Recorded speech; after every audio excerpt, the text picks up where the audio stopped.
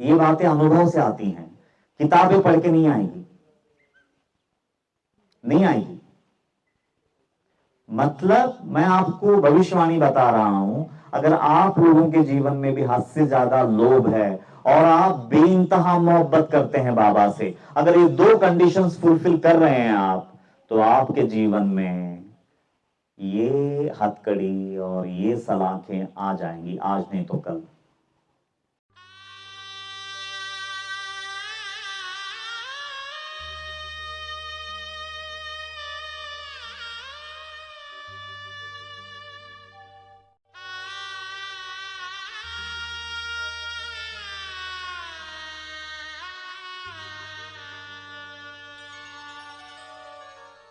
अब मैं है ना एक लीला लेता हूं, मद्रासी भजन मेला, बहुत इंपॉर्टेंट लीला है, बहुत गहरा लीला है।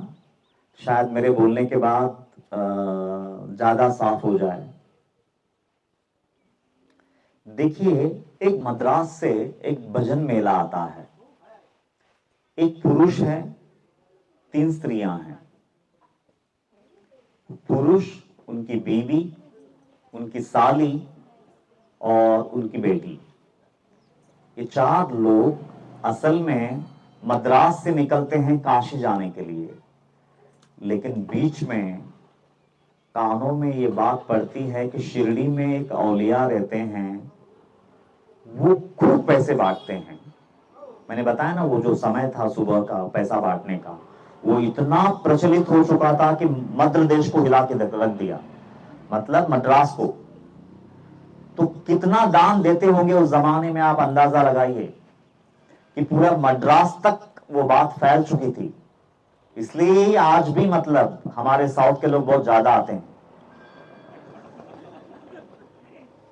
तो मद्रासी भजन मेला में मैं भी एक हूं। तो उनको पता चला कि यहाँ पे बहुत पैसे बांटते हैं शिरडी के ये जो औलिया हैं, तो हमको भी जाना चाहिए। और फिर अगर हम वहां जाके 2-4 भजन सुना लेते हैं तो क्या पता माला माल हो जाए, जीवन भर की कमाई हो जाए।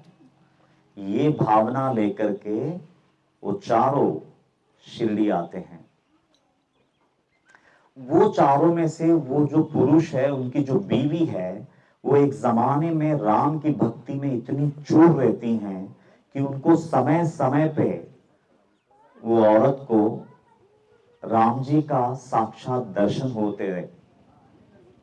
लेकिन लोग बोलते हैं ना कि बड़ी खतरनाक चीज होती है, लेकिन धन के लोभ में आ जाती हैं, पैसे के लोभ में आ जाती हैं, और उसका वो जो दर्शन होना वो आहिस्ता आहिस्ता आहिस्ता आहिस्ता आहिस्ता खत्म हो जाता है। वो दर्शन से महरूम हो जाती हैं, फिर वो दर्शन मिलना के लिए दुर्लभ हो जाता है। अब वो अवस्था पे पहुंच चुकी है। एक जमाने में इतनी बड़ी अधिकारी थी कि भक्ति इतनी सच्ची थी कि राम जी का बारंबार दर्शन होता था। लेकिन लोभ ने वो चित्त में, जिस चित्त में राम बसते थे, वो चित्त में लोभ ने डेरा कर लिया कि राम का दर्शन छूट गया। और ऐसे लोग शिरडी आते हैं। तो सबसे पहले तो बाबा की नजर जब वो औरत पे पड़ती है जिनको राम का दर्शन बारंबार होता था, तो बाबा का हृदय पिघल जाता है कि ये औरत क्या हासिल करके बैठी थी, आज कहां पहुंची है तू। और सिर्फ लोभ के चलते हैं तो बाबा उसके अंदर के लोभ को धो देते हैं और फिर से राम का दर्शन दे देते हैं। वहां से जो कनेक्टिविटी कट गई थी वो फिर से जोड़ देते हैं, फिर से वापस वो जिंदगी उसको अता कर देते हैं जिसकी एक जमाने में वो अधिकारी थी। अच्छा, बीवी की तो ये बात हो गया। और बीवी जाकर के हस्बैंड को बताती है कि मेरे को वो जो फकीर है, मैं तो उनका दर्शन लेने के लिए गई थी, मुझे तो लेकिन साक्षात वहां पे राम के दर्शन हो गए। अब ये पति एक नंबर का कंजूस, लोभी और पैसे का पूरी तरह से दीवाना, वो बोलता है ये औरत ये बड़ी भोली होती हैं, तो भोलापन में कुछ देख लिया होगा, राम दिख भी गए होंगे, तो क्या बड़ी बात है इसमें। और क्या होता है राम दिखने के बाद, क्या हो गया, कुछ पैसा दे के गया क्या राम जी तेरे को? अगर 5-10 करोड़ दे के गया हो तो बता, फिर मान लो कि हाँ राम जी का दर्शन हुआ। अब अगर कुछ दिया नहीं है तो तेरे दर्शन को लेके करूं क्या? अब ये अज्ञान की बातें ऐसी ही होती हैं। तो वो कहता है कि नहीं मैं नहीं मानता मतलब। तो बाबा बोलते हैं चलो इसको जरा ठिकाने पे लाते हैं इसको। बीवी को लाया तो हस्बैंड को भी लाते, नहीं तो बेचारी उसको जीवन भर झेलना पड़ेगा। तो दया आती है उनको ये बंदे पे, तो 2 खौफ देते हैं। पहले खौफ में उसके हाथों में जंजीरें हैं और वो एक जेल में है सलाखों के पीछे, और बाबा सामने खड़े हैं।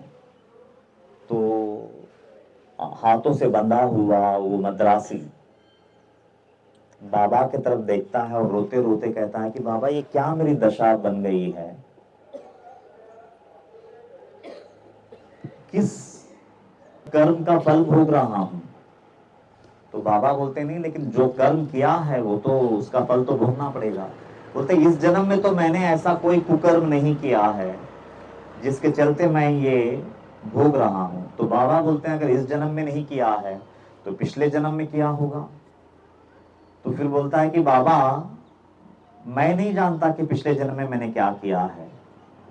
चलो एक पल के लिए मान भी लूं कि पिछले जन्म में मुझसे कुछ गलतियां हुई होंगी, लेकिन आपके सामने रहते ब्रह्मांड के नायक मेरे सामने खड़ा है और मैं आपका दर्शन ले रहा हूं, तो वो मेरे पिछले सारे कर्म जैसे सूखे घास जल के खाक हो जाती है, वैसे अब तक तो सूखे घास की तरह जल के खाक हो जाना चाहिए था। तो बाबा बोलते हैं अरे वाह इतनी बड़ी बात बोल दिया, तो क्या वाकई में इतना विश्वास है तुझे? ऐसा बाबा पूछते हैं उसको। तो बोलते हैं हाँ बाबा पूरा विश्वास है। अच्छा एक काम कर, आंखें मूंद ले। तो बात मान लेता है, आंखें मूंद लेता है, तो धड़ाम से कोई चीज गिरने की आवाज आती है। फिर आंख खुल के देखता है तो जो पुलिस बाहर खड़ा था वो पूरा रक्त से, खून से लथपथ होकर के जमीन पे गिर गया और बाबा सामने वहां हंस रहे हैं। कमाल है बोले, ये तो इन्होंने बोला कि आंखें मूंद ले, आंखें मूंदने के बाद तो इन्होंने ये खेल खेल दिया। बोले बाबा ये क्या है? तो बाबा बोलते हैं अच्छा अभी पूरा फंस गया, और ऊपर से जब वो पुलिस गिरा है ना तो हाथ खुला है। देखिए खेल देखिए, जब वो पुलिस जिंदा था तब हाथ बंधे थे, तो बोले अब तेरा हाथ खुला है तो अभी तो पूरा यकीन हो जाएगा कि तूने ही मारा है इसको और अब तेरा खैर नहीं।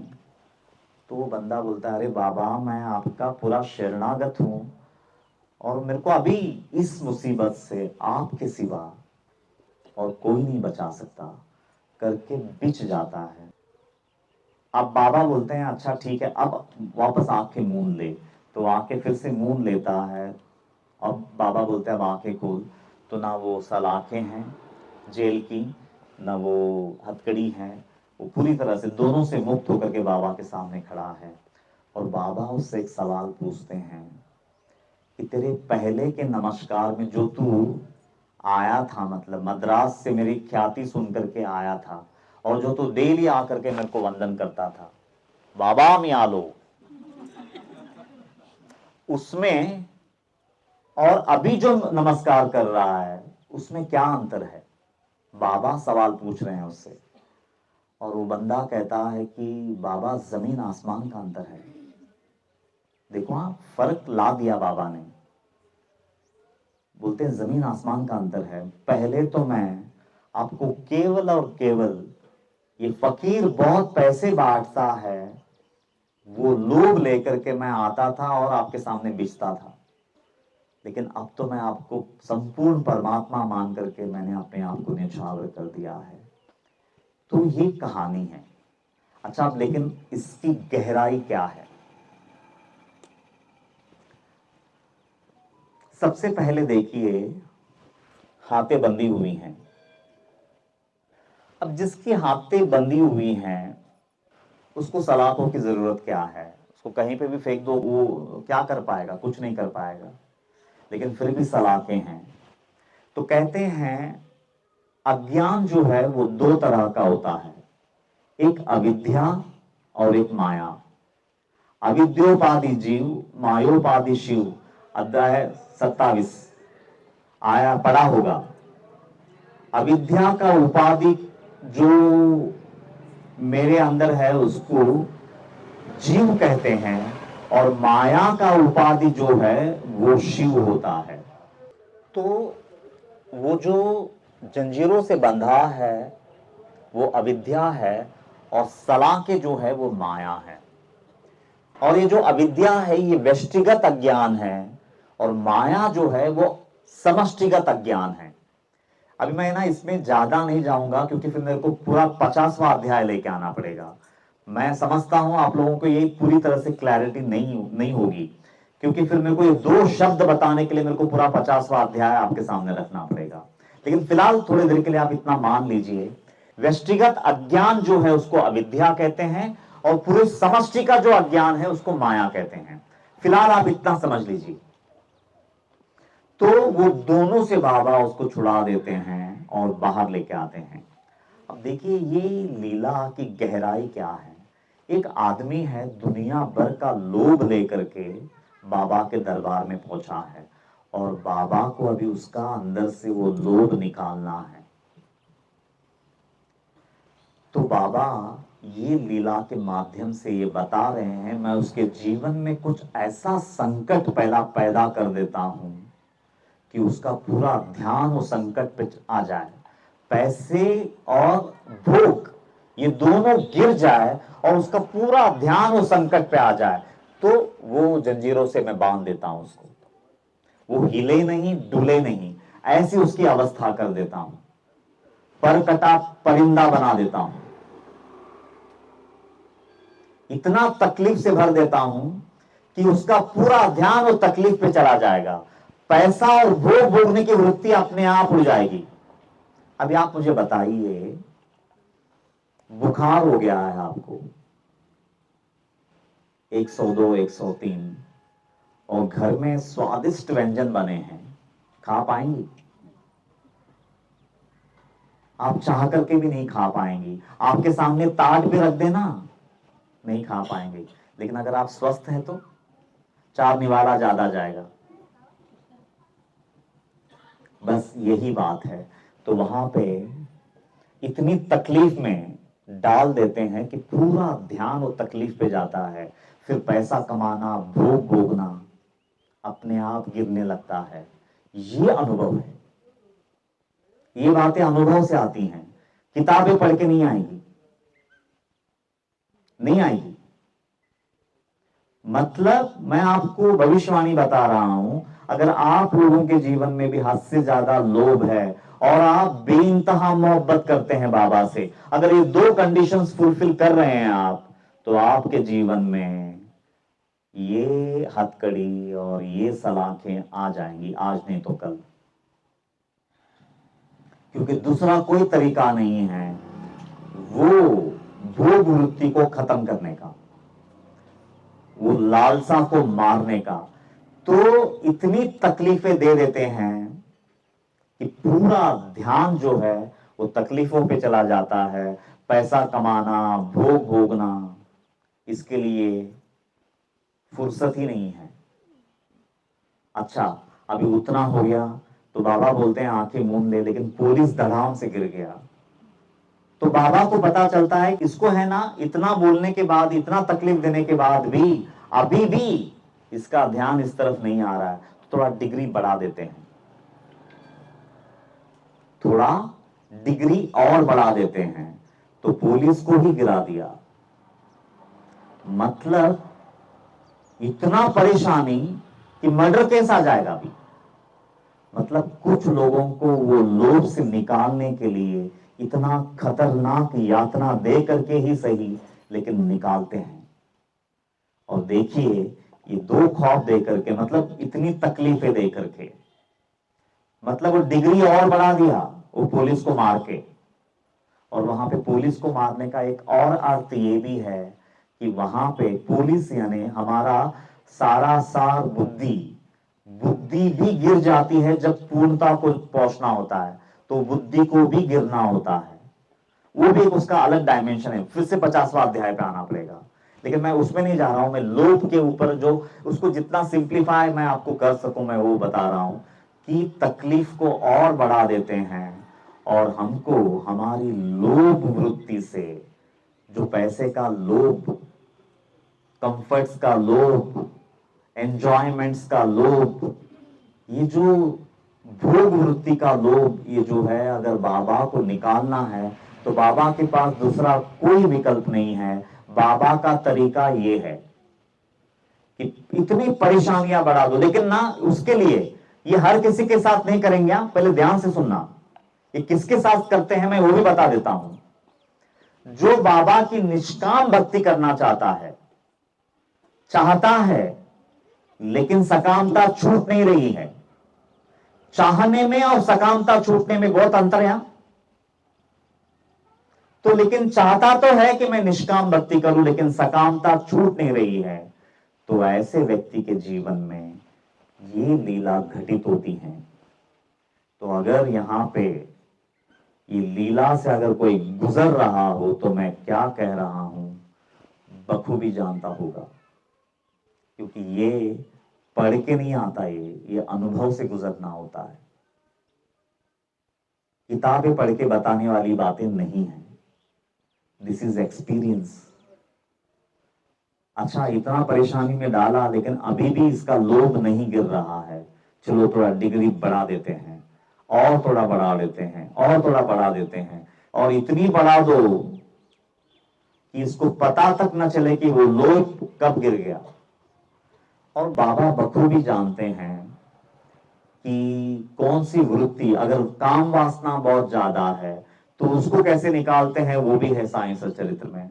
लोभ ज्यादा है तो अभी, लेकिन ना वो जो प्रोसेस है कि वो कैसे तकलीफें देती हैं, वो तो अभी आपको वो रास्ते से गुजर के ही समझ में आएगा। तो ये है बाबा, और ये टीचिंग्स है ना, दुनिया के सामने आना चाहिए।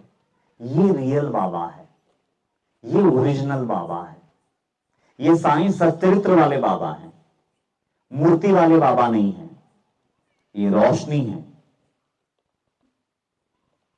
तो वहां पे वो मद्रासी भजन मेला का जो लीला है उसमें ये बात बताने का प्रयास किया गया है कि अगर एक आदमी हद से ज्यादा लोभ में फंसा हो तो उसको निकालने का सिर्फ एक ही तरीका है कि उसकी मुसीबतें बढ़ा दो। और देखो कि अभी भी ये लोभ से निवृत्त नहीं हो पा रहा है, लोभ से बाहर नहीं गिर पा रहा है, तो उसकी डिग्री और बढ़ा दो, और बढ़ा दो, और बढ़ा दो। लेकिन जिस दिन लगे कि इसके अंदर का ये बीमारी निकल गया लोभ का, तो बाबा बोलते हैं मैं तुझसे कुछ भी ऐठूंगा नहीं, और दूसरा अब तुझे तकलीफ देने का कोई कारण ही नहीं बचा। अब तू सच्चिदानंद स्वरूप का जो अमृत है वो पल पल पीता रहेगा, चाहे इस शरीर में रहे या तू ये शरीर को छोड़ के जा, लेकिन ये आनंद से अभी तू कभी नहीं कटेगा। तो वो वास्तविक धन है, वो वास्तविक अमृत है, वो जीवन का लक्ष्य है। तो वहां तक पहुंचा देते हैं। और अभी है ना, लीला खुल गया, मद्रासी भजन मेला। पता नहीं आप लोगों ने इसकी क्या तस्वीर बना रखी थी, मुझे नहीं मालूम है, लेकिन यही हकीकत है। इस तरह से वो मद्रासी भजन मेला का जो है बाबा एक लोभी व्यक्ति को हमेशा हमेशा के लिए परिवर्तित कर दिया। पूरा लोभ लेकर के आया था बाबा के दरबार में, और बाबा उसको पैसे नहीं देते हैं, सिर्फ 2 रुपया देते हैं, श्रद्धा और सबूरी से भर देते हैं, और इससे बढ़कर कोई खजाना है ही नहीं। और बाद में वो बंदा जब यात्रा पे जाता है तो बाबा बोलते हैं मैं तुला पैसे देन मस्त, मतलब मैं तुझे पैसा दूंगा, मतलब जहां जहां भी जरूरत पड़ेगी ना तो वहां पे मैं खड़ा हूं तेरे लिए, क्योंकि मैंने तेरे को इतना धोया है, तेरे अंदर का सारा लोभ मिटा दिया है। अब आगे से और जब तक तेरी आखिरी सांस चलेगी तब तक तुझे पैसे की जरूरत पड़ेगी, ये मैं जानता हूं। पैसा व्यवहार के लिए बहुत जरूरत है, लेकिन लोभ में परिवर्तित नहीं होनी चाहिए वो। तो जहां जरूरत पड़ेगी वहां पे मैं बिना मांगे वहां आकर के वो हेल्प करता रहूंगा। मेरा अदृश्य हाथ वो तुझे देता रहेगा, तो अलग से मुझे मांगने की भी जरूरत नहीं है। तो इस तरह से उनका पूरा प्रवास बहुत अच्छे से हुआ, ऐसा करके वो कहानी बताती है। देखिए, मैं है ना एक कबीर जी का एक दोहा है, बहुत ही बेहतरीन दोहा है। कितने लोग इस दोहे को पचा पाएंगे मैं नहीं जानता, लेकिन आप ध्यान से सुन लीजिएगा। फिर क्योंकि क्या है ना, मेरे ऊपर है ना कबीर जी का बड़ा इम्पैक्ट है, और कबीर जी की भी मतलब उतने ही बदनाम थे जितना मैं हूं कड़वी बातें बोलने में। तो कबीर जी बोलते हैं, जो जल बाड़े नाव में घर में बाड़े दाम, जो जल बाड़े नाव में घर में बाड़े दाम, दोनों हाथ वो लीचिए यही सयानो काम। शायद बहुत लोगों को इसका मीनिंग नहीं समझ में आया। अब देखिए, एक आदमी है नाव में सफर कर रहा है, ठीक है, और नीचे नाव को छेद हो गया तो पानी अंदर आने लगा। तो पानी जितना ज्यादा अंदर आएगा वह आदमी का नाव डूबने का खतरा उतना बढ़ेगा। सच है ना? तो इसलिए बोल रहे हैं, जो जल बाड़े नाव में, जितना जल बढ़ेगा उतना डूबने का खतरा बढ़ गया। तो बोल रहे हैं, जैसा नाव में जल बढ़ने पे आपको खतरा महसूस होता है, उसी तरह से घर में अगर पैसा हद से ज्यादा बढ़ने लगे तो खतरे की घंटी बज रही है, ये जान लेना, ऐसा बोल रहे हैं। ने तालियां नहीं बजिया? आप ऐसा टाइम पे अगर तालियां नहीं बजाएंगे तो नहीं, फिर मजा नहीं आएगा। इतना अमृत वचन है। जो जल बाड़े नाव में घर में बाड़े दाम, तो वैसा ही बोले, घर में जब दाम बढ़ने लगे, पैसा बढ़ने लगे, लक्ष्मी अगर हद से ज्यादा प्रसन्न दिखने लगे, करोड़ों की संपत्ति बनने लगे, तो उतना ही खतरनाक मानिए जितना कि नाव में जल बढ़ने पे आप महसूस कर रहे हैं, वो आपको डुबा के रहेगा। तो कबीर जी बोल रहे हैं, जो जल बाड़े नाव में घर में बाड़े दाम, दोनों हाथ उलीचिए। जैसा पानी भरने पे फटाफट उठा उठा के आप फिर से डाल देते हैं, दोनों हाथ उलीचिए यही सयानो काम। उसी तरह से मतलब पैसा अगर आए तो दोनों हाथ से लुटाते जाना, कंगाल होते जाना, उसको इकट्ठा मत करना, यही सयानो काम।